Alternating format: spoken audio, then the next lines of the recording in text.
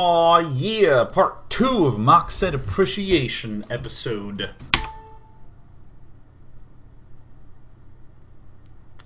Wow, that's one of the first times I've ever literally lost my train of thought within 10 seconds of beginning a segment. Did you see that blank expression on my face? That where I was like, words are supposed to happen right now, but none are. Hitting my little button, heading back into the game. That was pretty good. Nice.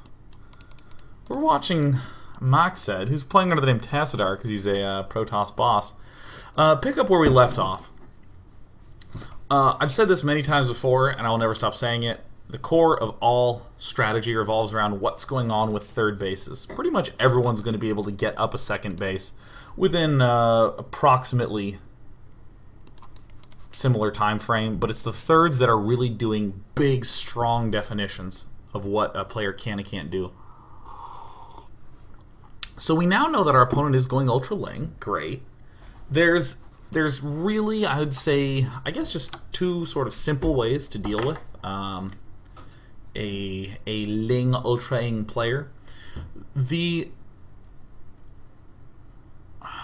I almost want to, not the Hail Mary solution, but like the sort of extreme counter solution is to go straight for the Robo. It's kind of a quick and dirty answer. You get Immortals that will be shooting at Ultralisks, and you get Colossus that will be picking off Zerglings and infested Terrans. So great, we figured out the answer. But the more sort of calm, better all around unit mix that you want is a sort of Zealoty Archon-y based one. It's just the amount of damage that you can dish out to the variety of stuff versus how cheap your army is really, really nice. Obviously, Immortals and Colossus will be part of that, but you don't... If I were in the position that MacSed's in, earlier on, the Double Forge really lets you get leaps and bounds of gains on a player who's going Ling Ultra. Because one of the big reasons that this works so well for Scarlett is that she has a tremendous upgrade lead. So in this sort of situation where Tassadar's like, well, I didn't go down the Double Forge route, I don't have charge, I have a Templar Archive, damn it, let's do this! And that's just going to be the mass Robo answer, which is great for like a on-the-fly, fast, quick, and dirty answer, especially when we've done things like Research Blank, etc. One of the reasons why the Immortal Colossus struggles is that it's kind of particularly designed to be going up against a Ling Ultra player, and it's really easy for MacSed to just die to like mutas and stuff like that. A muta switch is sort of rarely used in these sorts of positions, but that doesn't take away from how good or bad it is. Scarlett starts doing the usual, I'm trying to catch back up maneuvers. Running Lings every which way. Trying to get in there. Dark Shrine. Normally I'm not as big a fan of busting out the Dark Shrine, but when opening up with this sort of Immortal Colossus answer, just as they're not so good against Mutalisks, they're equally not so good against counterattacks. It's hard to both aggress and handle being aggressed against. So that's what we like our Daku Shrinu for. So great. Now we're starting to see MacSed peel away from this mass Robotech. Try to begin dipping his toe into more of the Zealot Archoning front. But again, as a quick and dirty, and especially a temporary solution, I'm always a fan. So great! Now, if we had not done that early push, we could be doing this a lot more actively. We could be doing all sorts of juicy move-outs like this with Hallucinated Phoenix. But MacSed's still being very responsible about just monitoring locations. I'm a huge fan of Zealot on the Watchtower in this game. Screw Probe on the Watchtower, man. I am a Zealot on the Watchtower guy. That's so good. Killing off Chogolingu. Where are our 4 Templar? I wish this worked, where I could click on the production tab and it would go to them again. There we go. See, look. Oh, I'm clicking it. I'm going to have to wait till they're actually units and then click on them. Boo. So, alright, what position is our good friend Tassadar in? Is MacSed in? Slowly but surely, he's getting into this nice money mix with a couple robo units. Gonna soon be a lot of archons and a couple of zealots to sort of stave things off. These sorts of warp prism drops are only so good. The Ling Ultra kind of has to be moving forward, or we have to be doing an attack that backs it up. And there's this kind of paradoxical thing where zealots in the normal Protoss composition are just fodder. They're there to die. We see this happen in Protoss vs. Terran, where Protosses will be warping in zealots and just hurling them to do counterattacks. Whoops, lost 5, whatever. We'll see Protosses who are going against a Zerg, like Stalker, Colossus, Archon with Immortals, and then swing the warp prisms in the back and do the warp-ins there. And again, they're there to die. They're not there to do anything long-term, just to maybe pick off some key things. But with this composition, that is in fact so low on Stalkers, and because Stalkers are so bad, Zealots become an increasingly important piece of the actual main army.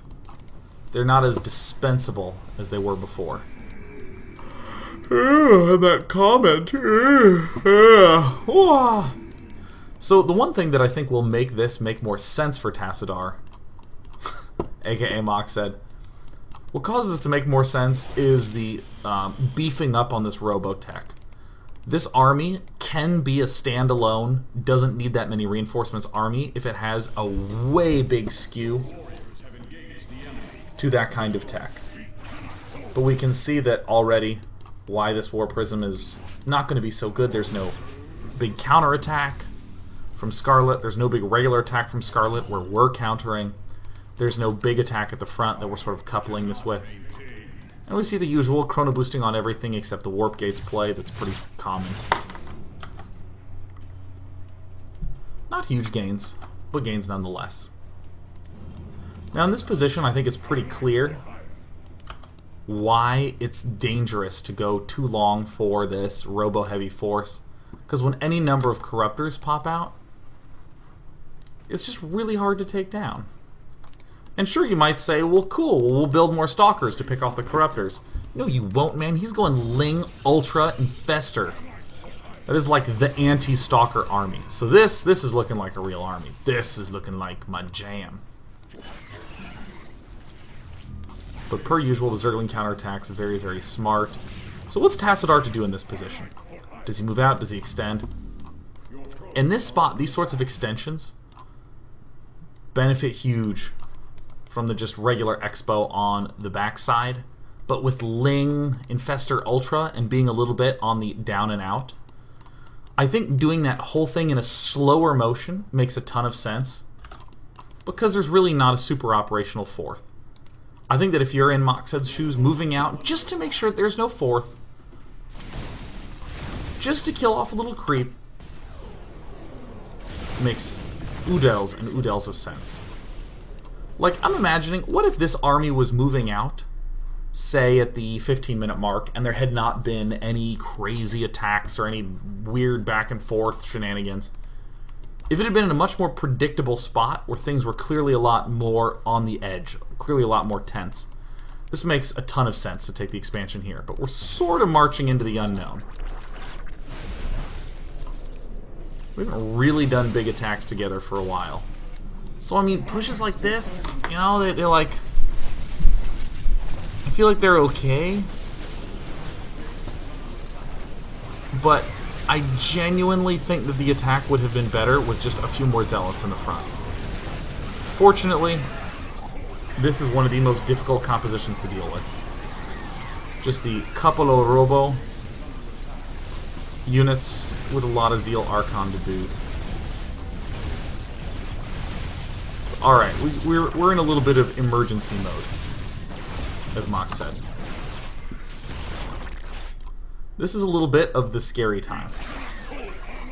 Like, these zealots have broken in, but like, what damage have they really done? And by that I mean let's actually look at what damage has been really done. It's been basically an infestation pit, a handful of unexciting drones, and a defensive structure. This was not really a bone-crushing critical attack by any means. But I love to talk about how the Zealot Archon is the greatest thing known to man. It is my favorite unit composition. So we're actually going to get the chance to see it in superb action. So in terms of replenishment, we sort of saw how MacSed got to where he was at. But what does he do now that he's lost the army? The Colossus is the big thing that gets cut.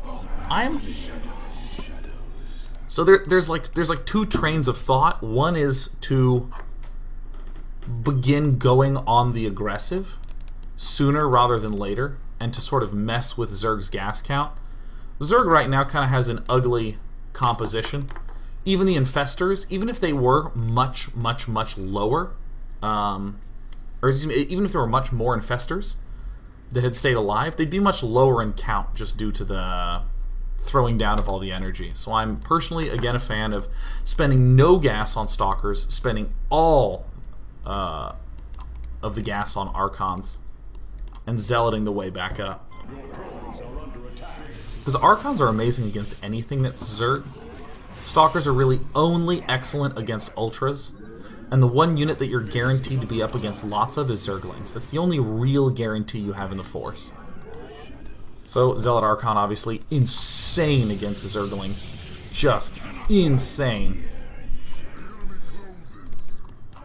But this Force is much more the, I want to try to kill Archons, and I'm just going to, or excuse me, I want to try to kill Ultras. I think Ultras are the biggest issue here. Because with Stalkers kiting and low numbers of Zerglings, it's very hard for Ultras to deal with that. So, when I was watching this game, I was sort of convinced that, or I think many people were convinced that Scarlett was probably going to win. I mean, Scarlett's already at 3-3 upgrades, has the 4th base, MacSed, nah, looking to be not such amazing shape.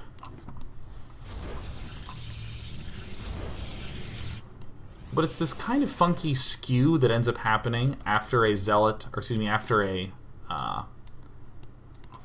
Ling Ultraing player has lost all his good stuff.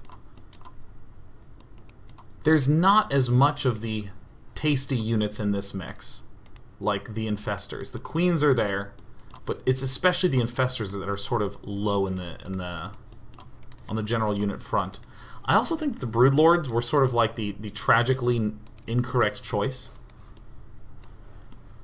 And with this many Stalkers and this very weird composition, just Blink Stalker Archon. Like very funky and unusual. Losing like every base on the map. But see, there's like no Zerglings here. So the Stalker force winds up being like totally fine. Wait a minute.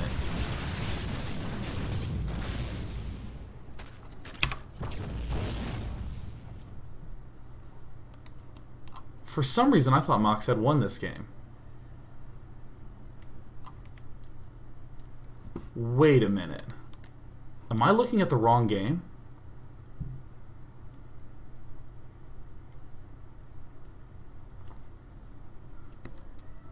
Welcome to the fail game here. What a great surprise. That was one of the best things I think I've ever done. He's fine. Alright. This is perfect. What a backfire. That went surprisingly well. What an interesting twist. Alright, now here's what I want to know. This is going to go down in history. This is going to be excellent. Who knew that this was going awry? Who knew in advance? I'm curious. We're keeping the daily fresh and exciting here, yes. This is... Wow. Wow, that's... I feel embarrassed. It feels really good. It feels fantastic. Wow. It's great. Alright, quickly. Interesting. Interesting. Yeah, just change the daily name to Scarlett. Well, that is a what an interesting show this has been. Wow. What went wrong? Let's take a look. Let's find out what went wrong on air. Let's go ahead and take a look at this. How did I pull off that miracle?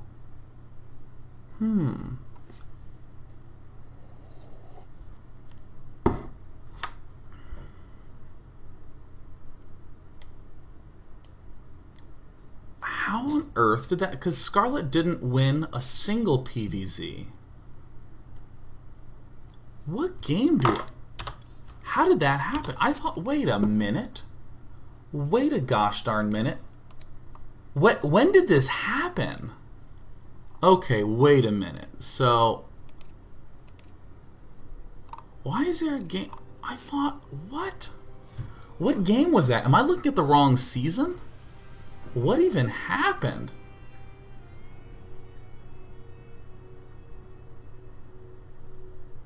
Wow, that's amazing. Guys, Scarlett advanced. Scarlett got all the way through and advanced to the next round. Congratulations. Who's Tassadar? Alright, someone let me know. That is one of the most epic mistakes that can possibly occur. Unbelievable. That is so fast. What an interesting game. Wow. This is great. Wow. Now let's just say something fantastic.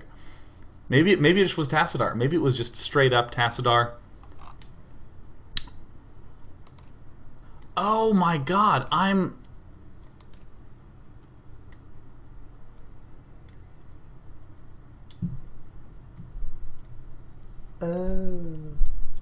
the heels. You know, wow. I'm actually trying to identify what went wrong there. I'm trying to figure out... I'm genuinely trying to figure out... Was that the Challenger game? I'm actually unsure how this occurred. Okay, you know what, let's not. Okay, so normally I know what we're supposed to do here. I know that what I'm supposed to do is I'm supposed to backpedal and be like and stutter, but this was amazing. Let's take a moment to just shit all over me because of how funny this is.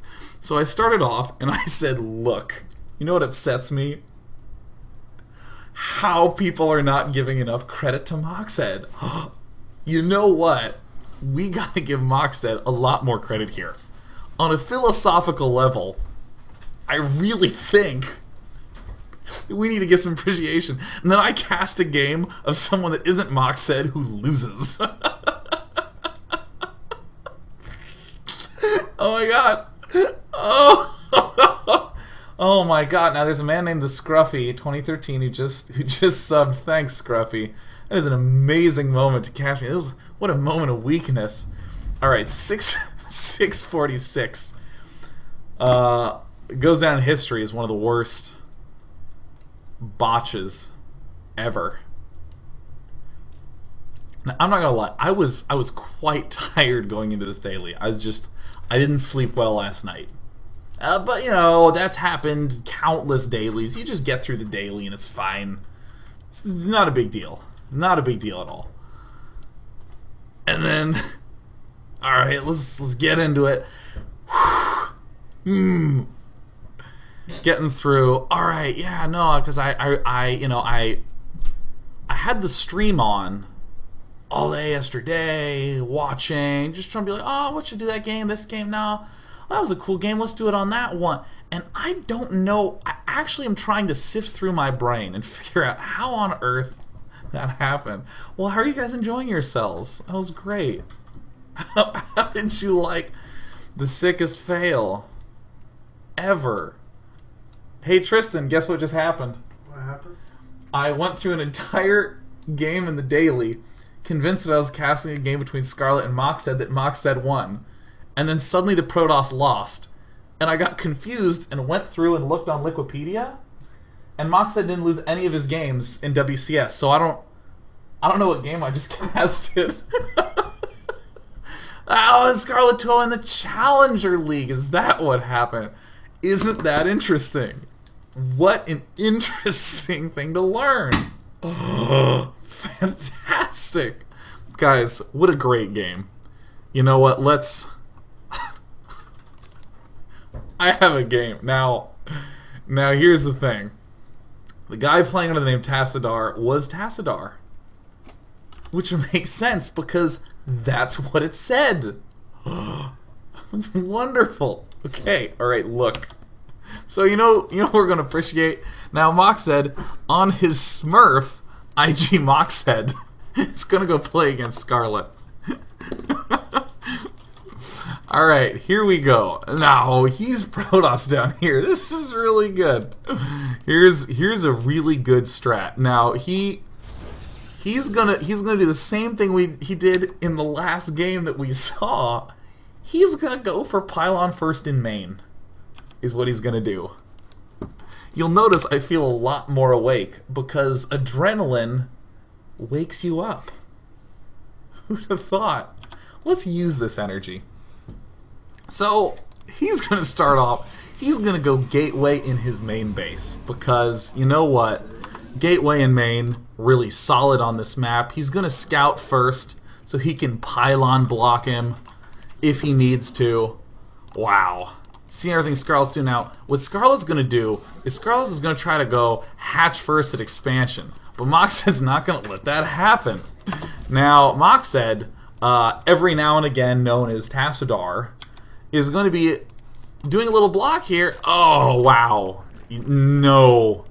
Nexus first is literally happening right now. He is literally going Nexus first. And he sees a pool first, so he's not going to mess around. He's going to get that cannon up. Because let's be honest, cannons make you a better gamer. And that's the slogan of the show. Now, MacSed, having scouted this hatch here, immediately knows that the metagame hasn't changed in years. He's going to yawn heavily, and what he's probably going to do is channel his inner Tassadar. And what is this wall off? Now, this wall off, you'll note, if battle cruisers walked, this would not be battle cruiser proof. There we go. Now it's just not Ultralisk proof.